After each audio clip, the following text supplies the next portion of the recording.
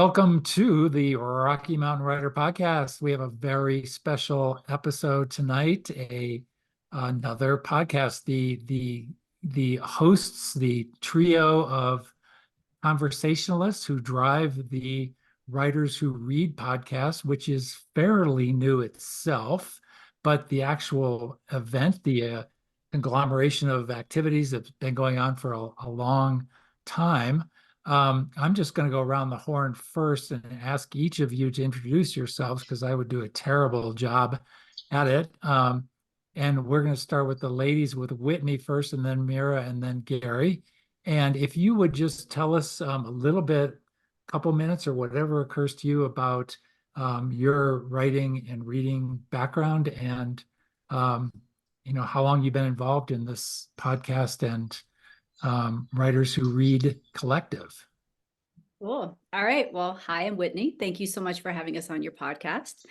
So I have loved books and writing since I could read, since I could hold a pencil, and was encouraged in my writing from an early age by parents and teachers. Was thrilled when I got to college and found out that I could actually do this all the time, read and discuss great literature with brilliant people, and that I could also do my own writing. And then I graduated from college and went into different fields that were, while I love my coworkers, a little bit soul crushing because I was an editor at a small publishing company outside of DC. So it was the editing work, not so much occasionally writing an editorial. PR is marketing and PR. It's good, but it was not really my jam. And I decided I don't know, 10, 12 years into my career to take out a fat loan, quit my job, and go back to grad school. So that's when I got my master's in creative writing in San Francisco, wrote short stories, have a collection of short stories under my belt. I had a kid and then could not write fiction for 17 years. I could only write. It's like a switch flipped in my brain where I was no longer able to get back into that zone of writing fiction. So I was writing personal essays, I was writing newsletters, for work and stuff, but could not get back into fiction. And enter Writers Who Read and Gary McBride. And through Writers Who Read, that's how I met Mira and got introduced to the wonderful Rocky Mountain Fiction Writers Conference every September. And so as of September, a year and a half ago, I am now proudly writing fiction again. So. And where do you live? Where do you live, Whitney? Oh, so I'm in Boulder. Okay. And so what brought you to Colorado? Do you really want to hear the whole long-winded story? No. No. I didn't think so. TikTok. Yeah, so we bounced around. So met my husband in DC when I had that, editorial job. He ended up at grad school at Berkeley, which is how he made the transition to California. And then we came here so he could work for CU. So we've just sort of bounced around and happily have landed. In the last 20 years, we've been in Boulder. So Berkeley to Boulder, not a bad combination right there. Pretty sweet path. Yeah. Yeah. All right. Mira, we've had you on the podcast before, but let's reintroduce you to our folks. Well, yeah, things have changed. Well, first of all, Yes. Thanks for having me back. I think the last time it was because we were discussing what was coming up with the Colorado Gold Conference when I was chairing the conference. So a little bit about my history. And since those years, I've actually started working for a literary agency. So I am now an associate literary agent with Corvisiero Literary Agency, and I'm acquiring literary and upmarket fiction, which is very exciting. I'm still working on my own writing over here. I'm just about to finish my 5th manuscript, which is just unbelievable. I can't believe I'm even saying that. Yeah, I'll keep it short and sweet. I feel like because I've already been on here. I live in Colorado as well, obviously. Excited to be heading to lots of conferences this year to talk more about writing and teach a little bit. And you'll definitely see me back at Rocky Mountain Fiction Writers this year. Well, my follow-up question to you is, does an established or getting established literary agent enjoy, and I put that word in quotes, writing her own query letters to other agents as much as the rest of us do? You know what I'll say? I think I put less pressure on them now because I realize they don't need to be perfect. Like, as long as you can drive a hook and a stake, like they don't need to be perfect. It really comes down to the craft in your writing for the most part. So at least that's my take. So, and I also know how much of it is a numbers game. You know, you send out 100 queries for a reason, and it's because it really is about timing and mood and finding the right person. It's not about how good your writing is in a lot of the time. So, yeah. So I think I take it less seriously than I used to. All right, a hook and a stake. I think that could be the sub theme of the whole show tonight. A hook and a stake. Gary. Hi, everyone. I'm Gary McBride, and I grew up in Denver. I'm a fourth generation Denverite. My great grandfather traveled to, no, I'm not going to go back that far. There's no need for the whole story. But I've called Colorado my home for most of my life. I've also traveled all over the world, lived abroad for over 10 years, 11 years, traveled to many, many, many countries, but am proud to call Colorado home. I lived in Boulder for about 17 years, and just a couple of years ago moved to just south of Rocky Flats. So sort of, if you know where Highway 93 and Coal Creek is, it's that area. I don't use the A word, Arvada, because I'm nowhere near Old Town Arvada. Yeah, so yeah. Closer to Boulder, much closer to Boulder. But on the outside, I have a lovely view of the Flatirons, as Whitney and Mira know. So let's see. I quit my day job back in 2016 to write full time, and wrote 5 really, really bad novels, which no one will ever read, ever. But during that time, my writing coach had a book group, which is very similar to the one that I run now. And that was what the inspiration was for what I do. Unfortunately, she only ran it for a few months, but I was so inspired by reading different novels with the thought of taking them apart and learning how the author did what they did, that I was really craving something like that, and got frustrated in waiting and just finally started my own. So because I don't have an MFA, I felt underqualified to do qualitative analysis of the novels that we read. So I wasn't really, trained in critique and that. So I thought I would do quantitative analysis to begin with. And so my background as a data scientist has really helped me to analyze the books. And so I'm able to count the number of words, number of chapters, and the relative size of each chapter, the average sentence length, average paragraph length, to answer basic questions about, how many words should a novel be? How many chapters do you need to write? What's the going length and rate? And when I was first studying, I mean, there was no authoritative answer to any of those things. There's sort of this wishy-washy, well, it's between this and that. And so I really wanted to get to the bottom of it and figure out how long a book was and how many words. And I've also added, through data science, some artificial intelligence, natural language processing, which gives you the sentiment analysis, sort of a story shape. So like Kurt Vonnegut proposed back in the 1980s, there's a finite number of story shapes, if you think about story shapes emotionally. And there was further research done about 8 years ago to prove that there really are like 6 basic emotional story shapes. There are an infinite number of actual shapes of stories, but emotionally they tend to follow certain paths. And I met with one of the researchers and have confirmed his work to a great degree. So I still do that, and I present sort of a contour, map of every book that we do, and I include that in the slides that are available online. Wow, I went way far through. That's okay. That's Tell us okay. about That's your okay. grandfather. Yeah, so my great grandfather, funny story. Yeah. All right. Yeah. If anybody listens to the podcast, that Gary's little breakdown of what he does is absolutely fascinating and detailed, and is a whole new way of thinking about measuring sort of the various aspects of how a novel gets put together. And I think we'll get to a point where we can talk about that a bit. Can somebody talk to me about the Writers Who Read group before it became a podcast. How did that come together? I gather you actually gather somewhere and you have 20 or 30 people, you put out assignments. Walk me through the whole, pretend there's no podcast, because that just started. What does Writers Who Read look like before it became a podcast? I'll start and then I'll hand off to Whitney because she's been to most every meeting.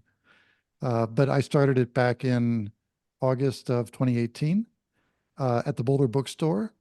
And then after 4 or 5 books, met and joined up with the Boulder Writers Alliance. And they've sort of been my sponsor for the last 6 years.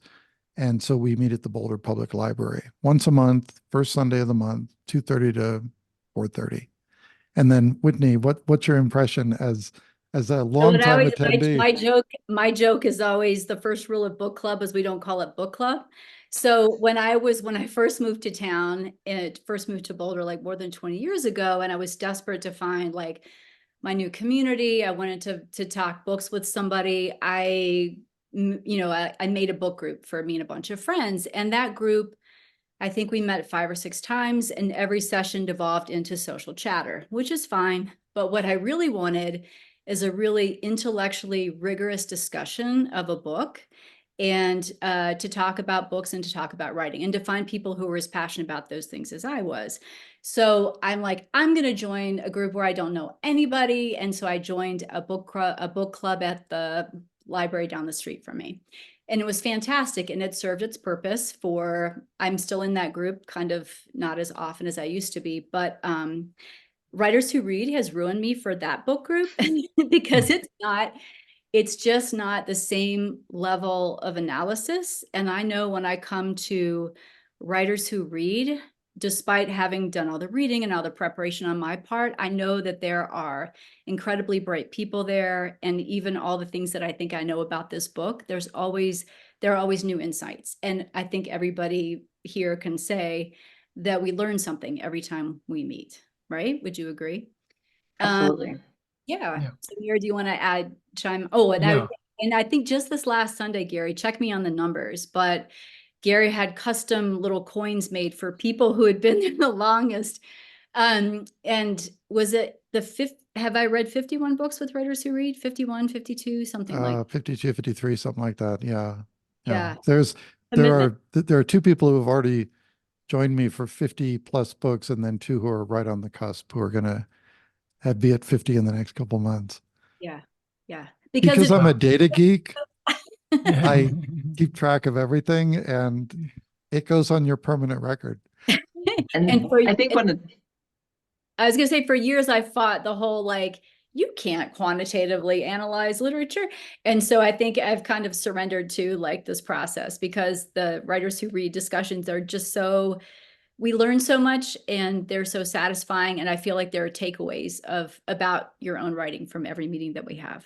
I do want to stress, though, that while I started with the quantitative analysis, as I've learned more about literary analysis over time, that has sort of gone further and further back in the presentation to now it's the last 5 or 10 minutes of the meeting, because what we focus now is on a set of tools that I've developed over the last 6 years, which focus on a self-analysis of what I bring to a book, and then how I feel about the book, and then what I notice, and then what I want to study.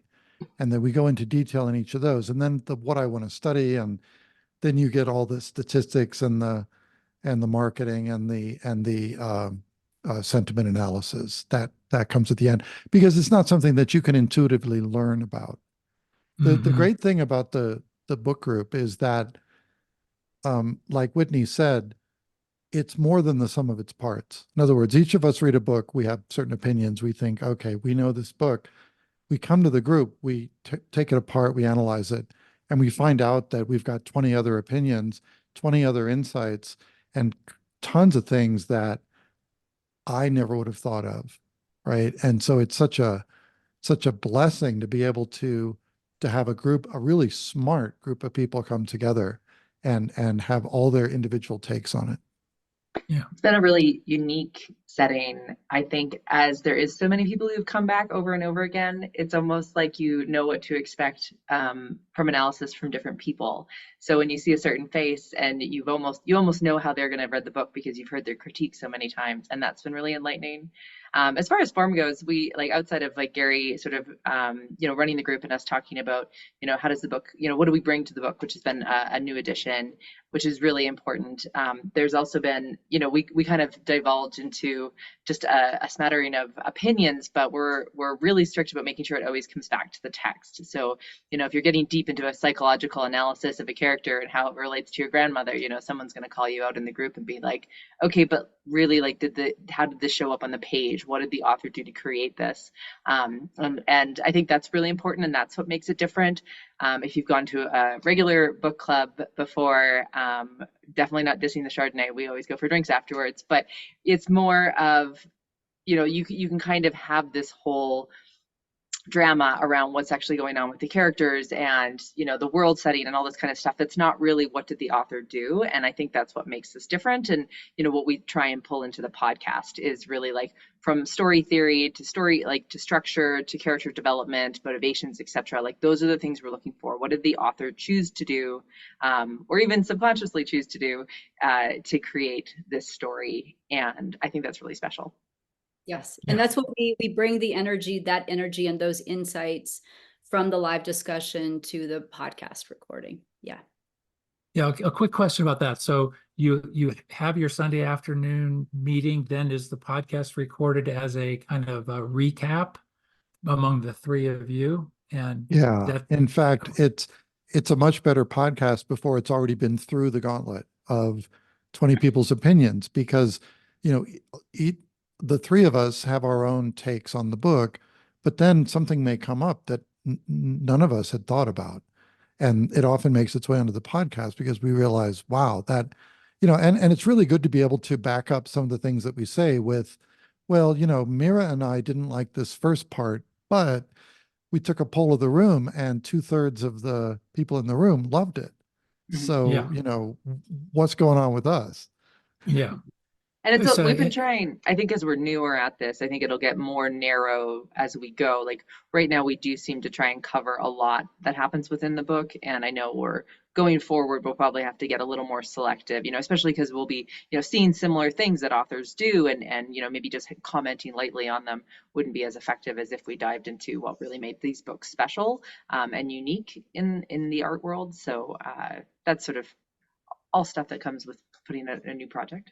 It's evolving. I mean, Mark, you've done so many podcasts now. You must have kind of a way to put this together, right? A sort of an organization in your mind as to how you want everything to flow. We're still sort of trying to figure it out. But we have a routine. So but we just finished recording the 5th podcast on Sunday. And so the routine is we meet with the group for 2 hours, have our discussion, adjourn to the circle bar at this fancy hotel that's across the road from the library, talk more about the book, little social chatter there, it's okay. And then hightail it back to Gary's home recording studio to do the podcast. Before we hit record, we make cocktails. So drinking is maybe the book should be called Letters to Drink. We go from happy hour to Gary's place, and every month, as you probably, I don't think if you listen to Avalon, which was the very first podcast, we did not have a cocktail that night, but what's become we had G&Ts. Yeah, we had gin and tonics, but it wasn't gin and tonic yet. So one of my responsibilities now every month is to come up with, it doesn't have to be a cocktail. It's been cocktails so far, but something that's thematically connected to the novel that we're reading. So Hernan Diaz's Trust, when we read that, there's a very satisfying end section of that novel where a main character gets to have the final say. So we made a cocktail called The Last Word. So anyway, and then now Gary has started recording the drama of the making the cocktails in his kitchen. So do you want to talk about the beet infused gin? Maybe Mira wants to talk about okay. Oh my God. So Whitney infused gin with beet juice, which was lovely for this great cocktail to go with lessons in chemistry. It was delicious. But just imagine the color, and it's in a shaker, and I'm wearing like a white and gray blazer, and I'm shaking it. And then Whitney makes a joke about, can you imagine if this went everywhere? And then it did. And then it, like, we painted Gary's white kitchen with red beet juice gin. It was like a crime scene. Yeah, it was horrible. Like a crime scene. It was beautiful. Beetlejuice. It all came out. It all came out. Viva la soda water, right? Oh my gosh.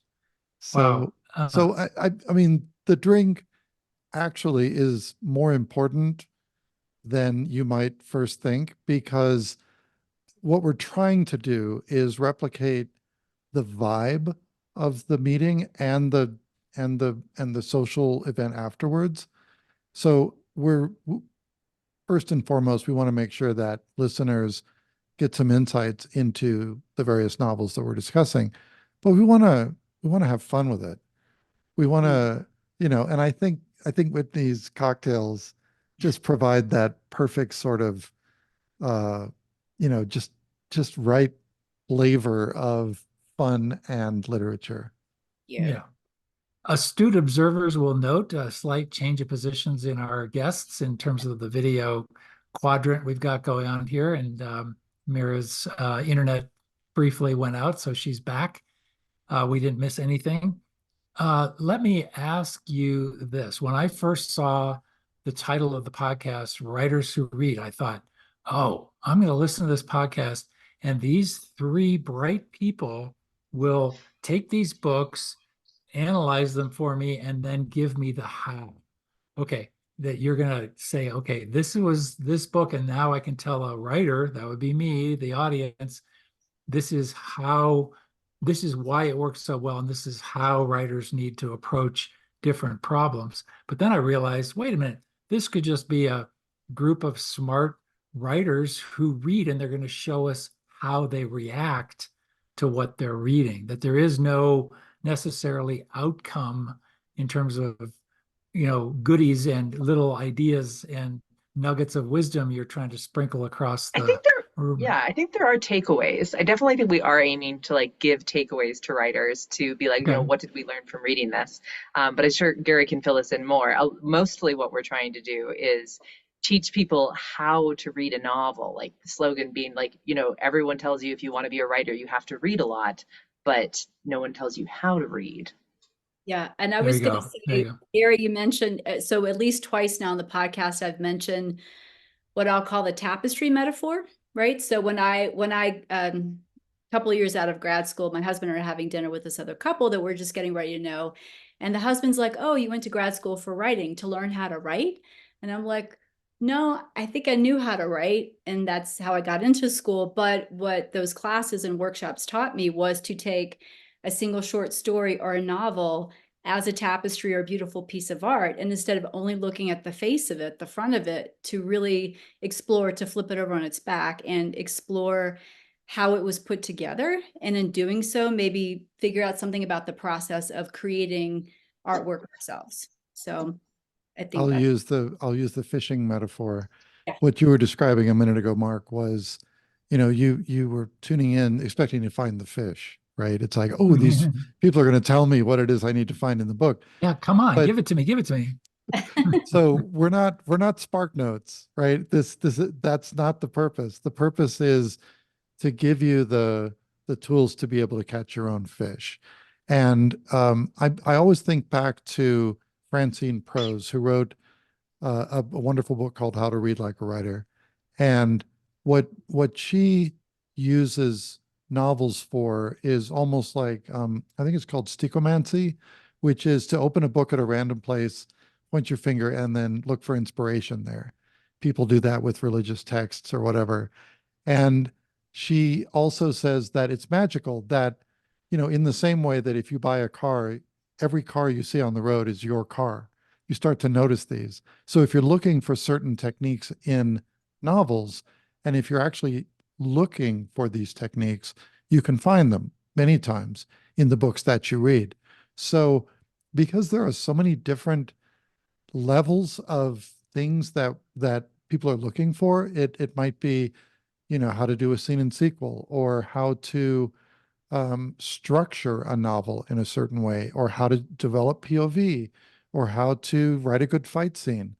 You know, there's so many different ways that writers come into these books that I think it's a disservice to say, well, this is how you read the book. You know, this is how you read this novel. This is anything you're going to get out of it, like Spark Notes. What we do is we say, well, there are many things you can find in this book. We happen to focus on these because these are what interested us. This is what the group talked about. And it's kind of a little bit random, which is by design. I like it that way because I don't think it's my job to preach. You do it this way. This is the way you should do it. But there are rather some techniques that you can use, like always asking why, always questioning why the author has put this thing in this place and put those words in this character's mouth.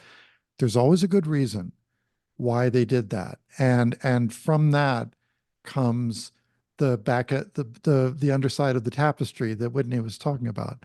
So like a book club, we're not a book club, but like a book club, we start with how we feel about the book, right? It elicited this emotion. I hated this. I loved it. I felt such anger or joy or sympathy, right? And so what we always do is that's one of the first things that we do is we take a look at and we monitor what people are feeling about the book, because that's not going to lead to a conversation about my Aunt Martha. That's going to lead to a conversation about, if you can find the exact passage where you felt that way, let's dig, because there's going to be some good writing techniques there that elicited that emotion. And that's the way that we hunt. That's great. I like that a lot.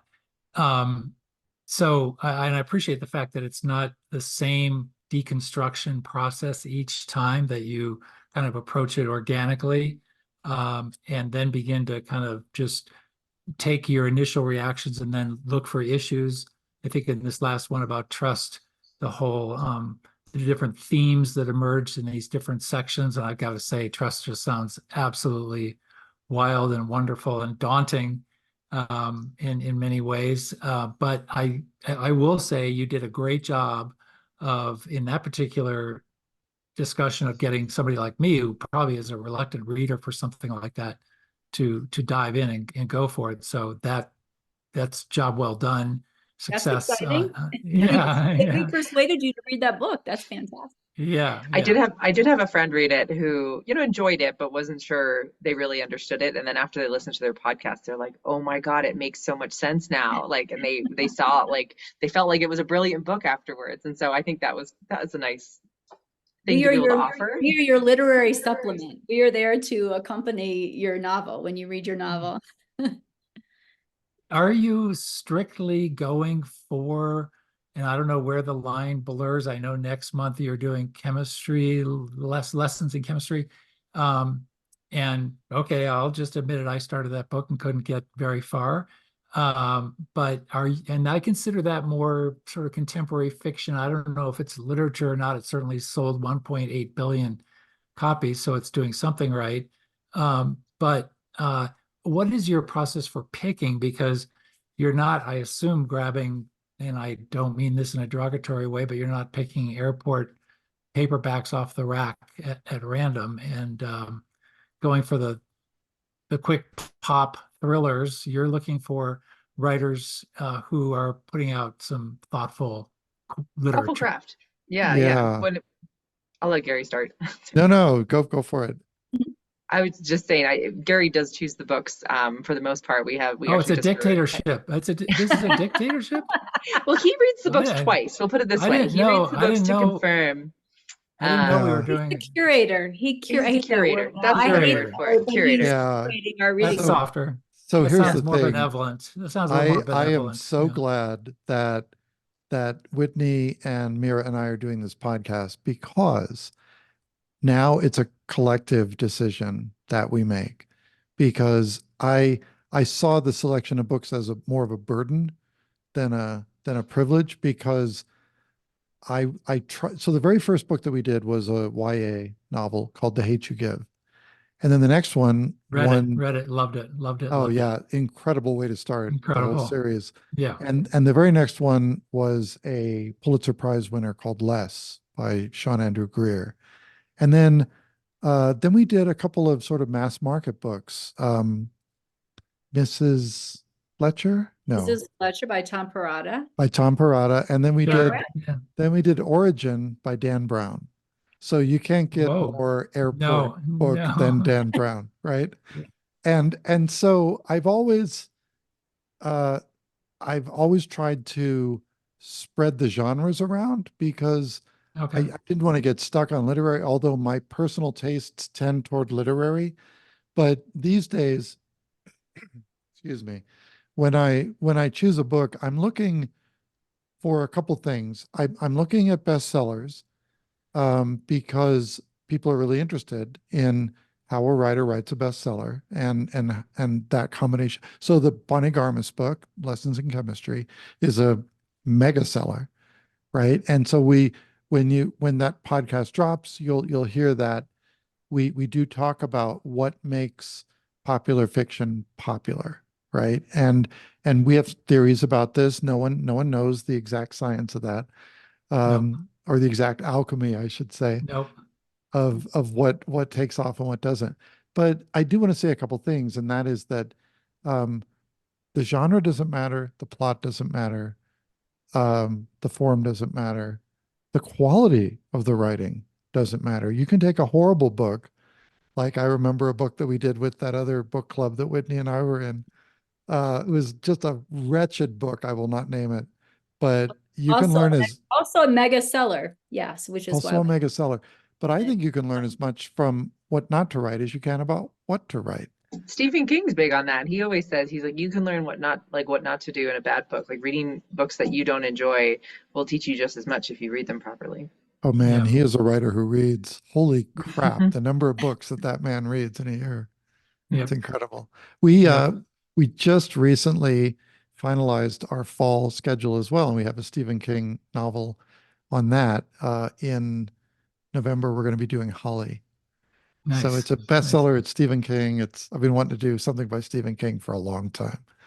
That's great. And the only other real, I guess, parameter that Gary chooses is that the books have to be recent, like within the last 18 months, I believe. Yeah, so we discussed them within the last 18 months. I used to do it within the last year, but then a lot of the members of the group don't want to buy that many books, so they have to do it, they have to check it out of the library or whatever. And so I just made it 18 months. And then by the time the podcast comes out, it's within the last 2 years that it's been published. And I feel very strongly about this because so many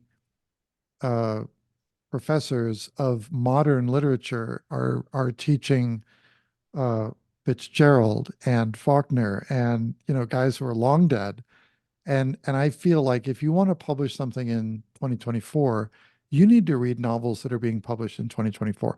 Because just think, over the last 5 years, thematically alone, what has shifted, right? Me Too, Black Lives Matter, the whole slide into fascism, just all these things, the environment, all the things that are happening today that, Henry James never had to think about and aren't reflected in the incredible novels of Mark Twain or anyone else you can think of, right?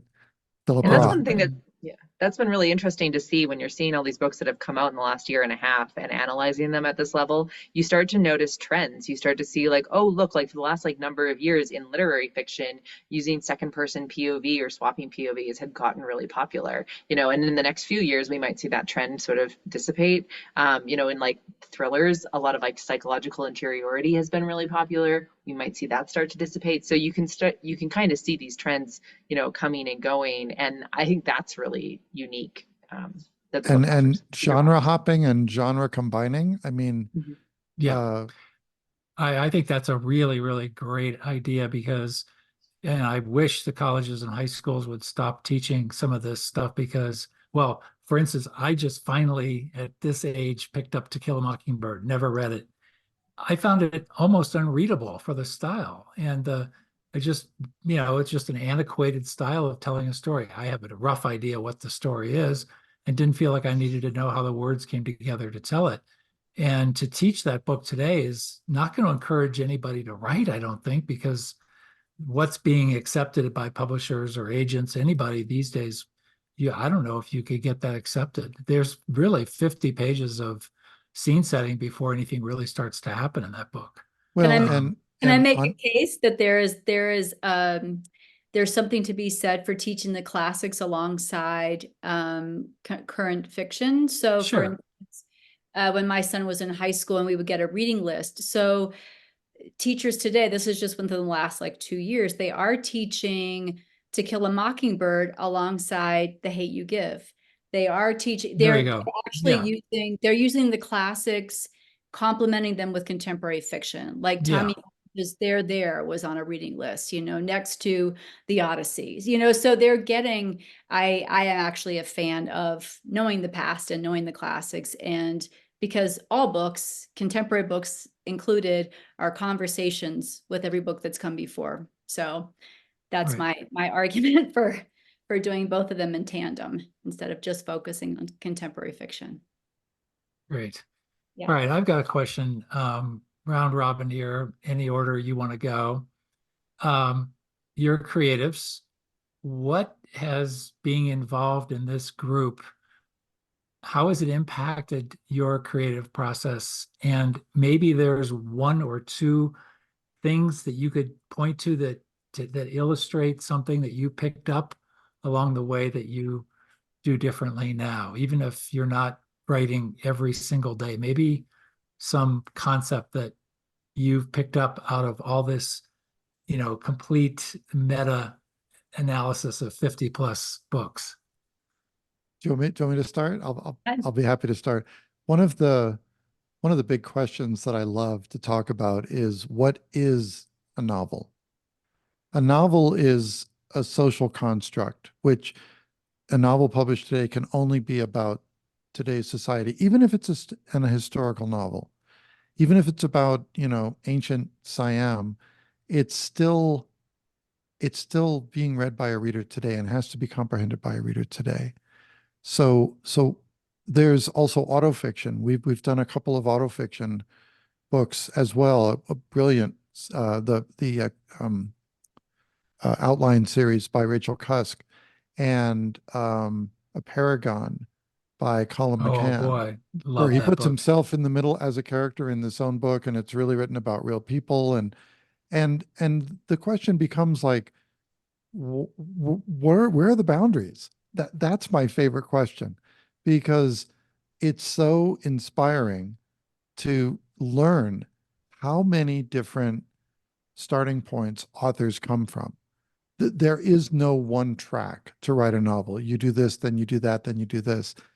And just reading this variety of books, and with like Jennifer Egan with the Candy House, the way that she has just played with form and the number of points of view and characters, and the way that she's pulling that all together, you're initially confused, and then you just let it wash over you, and then you accept, and then you're enlightened. And that variety of starting points is just so inspiring to me. That's all really, really good stuff, Gary, but you completely ducked the question. I was thinking, call him out. Well, no, but okay. So what I didn't finish with was, it's given me permission to use different things in novels that I never would have considered before. Right. It gives me permission to put myself in my own nonfiction book about literary forensics, which is the set of techniques that I've written a book about, and got an agent at RMFW 2 years ago. So it's really freed me up, because I think a lot of writers, maybe I'm projecting, but I had a lot of hangups, right? It's like I was taught that it had to be this, and that. And I found myself contorting myself into a box to do something that didn't feel natural, to make a book this, and that. And then reading all these books, studying them in depth, I'm realizing everybody's coming from a different point of view, and it's freed me up to actually write. All right.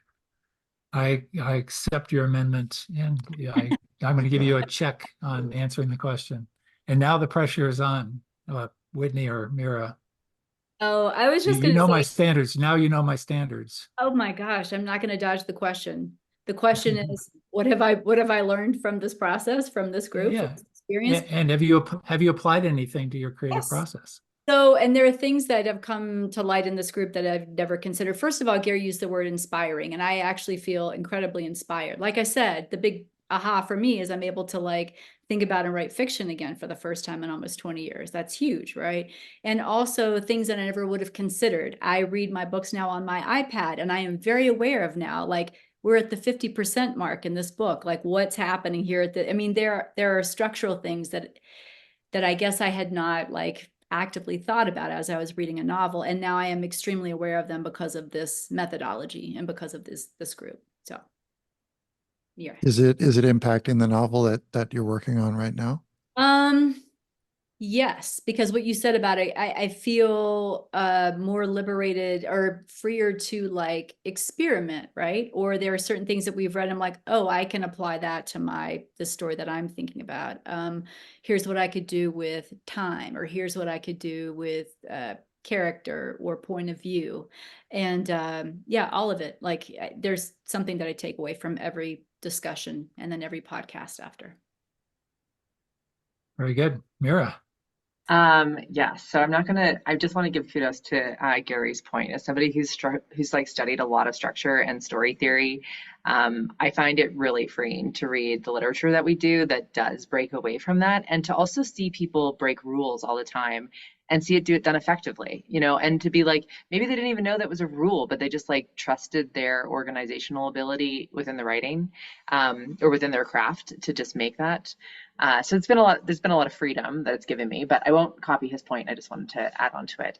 I have a metaphor about writing story that is sort of like when a mailman gets a new route and he doesn't know the houses on the route, and he maybe has to like look at a map and to figure out where he's going and like learn the new names and the places. And I think that's kind of what writing your first story is like when you're first studying structure. And even if you've read a lot of books and you have an idea of how a story should be shaped, you're still kind of wandering around no man's land. And it's a lot easier if you have that map. But by the time you've done that route 50 times, you know it off by heart, all the names, maybe like years later, you don't even have to look at it. You just are like, oh, so-and-so's mail goes here. And I think that's what writing stories after many, many years of practice would look like, is you're just kind of like weaving through that route of, plot one, plot two, character arc, etc., climax. And I think, you can only write so many books so quickly. And as a beginner, having this analysis of books so regularly is essentially walking that route over and over and over again with a group of people who can point out all the things you missed. And that repetition has really taught me to feel so much more comfortable sort of like pantsing novels, and just going with my intuition, because I know the route intuitively, and I can say for a fact that, writing 5 novels is one thing, but studying 30 of them with this group has absolutely ironed out that, like, yeah, I know when I should be hitting plot 1. I can feel it from this study. And it's not just like reading for enjoyment that will do that. You need to read like a writer. So That's wonderful. Really good. Wow, you guys, just as we wrap up here, I know I did not give you any advance word of the last question I always ask. So I'm gonna tell you what it is, and then maybe if you all nod and say we can't do that. I always ask our guests to recommend a book, just to pay it forward. So today we get the opportunity to recommend 3 books. I assume you all are reading other things off your book club. It's not a book club. I said the wrong word. You're reading something outside of the Writers Who Read group, the non-book club, anti-book club book club. Could each of you just go around and suggest maybe a favorite all-time book or something you read recently and just kind of pay it forward a little bit? So Mark, I just watched your last podcast today, so I was aware that this question was coming. So right off the top of my head, the first book that occurred to me was The Heaven and Earth Grocery Store by James McBride. I don't know if you've had a chance to read that yet. I just read Deacon King Kong and was floored by how amazing that book was. My wife just read The Heaven and Earth Grocery Store and loved it. Oh, yeah. Deacon King Kong was one of our books. One of Yeah. our Unbelievable. And so Unbelievable. similar to Deacon King Kong, what McBride does in The Heaven and Earth Grocery Store is he gives us access into this world. I mean, it's in the past, but it's a world that not many of us would have access to. And he does it with this very colorful community of characters that you come to care about. And it's a serious novel, but there are also like grace notes of humor in it. And he's wonderful with dialogue. And for me, it's that sweet spot of there are plenty. I mean, my favorite genre is literary fiction. That's what I aspire to write. But there are plenty of books in that genre that are very clever and very smart, but they sometimes leave me a little cold. And he is both literary and moving. Like there's an emotional resonance for me with that book. And the last time that I felt like that about a book was Eleanor Oliphant is Completely Fine. So that's the sweet spot for me. So that's my recommendation if you haven't read it. Great. Mira, how about over to you? Okay, so I'll be honest, my only fun books these days are the books that I read for writers who read, because I am reading like 2 to 3 manuscripts a week. So I do occasionally listen to books, but they're usually like fairly well known. So I'm going to recommend a book. I'm actually going to recommend Laura Pritchett's new book, local author, Playing with Wildfires. I'm actually going to go see her speak at the Boulder Book Store right now. But I have read some of her work in the past, and if you are a fan of visceral nature writing that gets deep into psychological, the human experience, etc., I know you'll love her work. So Playing with Wildfire, Laura Pritchett. And she is now with, or at least this book is with Torrey House Press, which is just doing some fabulous books these days. So I'm really eager to read that book. Yeah. Yes.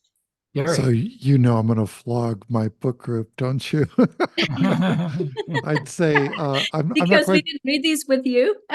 Well, because I'm looking at 7 books right here that are coming up, and I read all the books that are on the list before the book club, and then, as I think Whitney said, I do a lot of other research. I watch YouTube videos and read a lot of articles and reviews, and then I read the book a second time, and I feel that I pick up so much more with that. So the first Sunday in April, we're going to do Romantic Comedy by Curtis Sittenfeld. Sure. In May, it's Yellowface by R.F. Kuang. A lot of people in the publishing industry know about that. Loved it. June's book is Mr. Texas by Lawrence Wright. He's a longtime political reporter who spent a lot of time in Texas.